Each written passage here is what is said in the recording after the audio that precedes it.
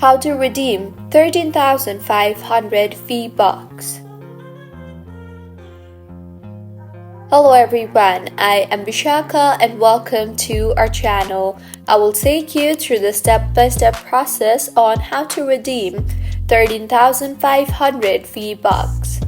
Now, let's get right into the tutorial. Firstly, log into your Epic Games account. If you are redeeming your card for a console, you can log in using your console credentials. Make sure that the display name under account information matches your in-game display name. Hover over your display name icon in the top right corner now and then tap on the Vbucks card option. Alternatively, you can also go directly to www.fortnite.com/vbuckscard link. Now, tap on the Get Started button to begin the redemption process. You will then be asked to enter the code in the text box you see there.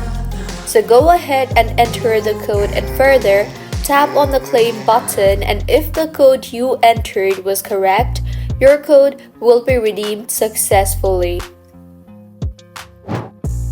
So, this is how you can redeem 13,500 Vbucks. If you found the video helpful, smash that like button, comment if you have any queries, and be sure to subscribe to our channel Login Shines for similar helpful tutorial. See you on the next one.